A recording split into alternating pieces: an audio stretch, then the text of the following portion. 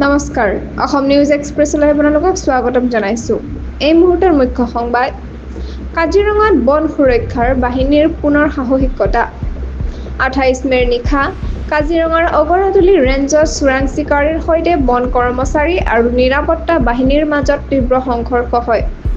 এই ঘটনা সংঘটিত হয় বালিডুবি বন কেম্পৰ ওচৰত, য'ত চোৰাং চিকাৰীয়ে ফ্ৰণ্ট লাইন কৰ্মচাৰীসকলৰ ওপৰত আক্ৰমণ চলায়।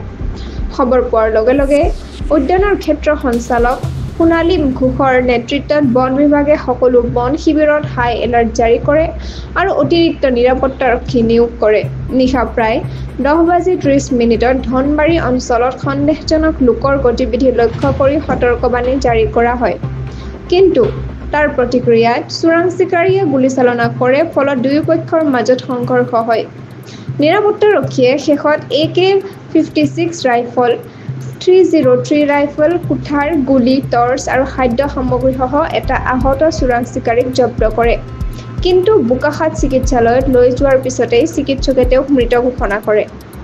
বন বিভাগ আৰু আৰক্ষীয়ে এই ঘটনাৰ সৈতে জড়িত বাকী লোকসকলক আটক কৰিবলৈ অভিযান অব্যাহত ৰাখিছে। বন কৰ্মচাৰীৰ সুৰক্ষা নিশ্চিত কৰাটো সৰ্বোচ্চ বুলি কৰ্মকৰ্তাসকলে উল্লেখ কৰিছে। এতিয়ালৈ ইমানেই। সংযুক্ত হৈ থাকক অসম নিউজ এক্সপ্ৰেছ চেনেলটোৰ লগত। চেনেলটো লাইক, কমেণ্ট, শ্বেয়াৰ, ছাবস্ক্ৰাইব কৰিবলৈ নাপাহৰিব। লগতে কাষতে থকা বেল আইকনটো দবাবলৈ নাপাহৰিব। ধন্যবাদ।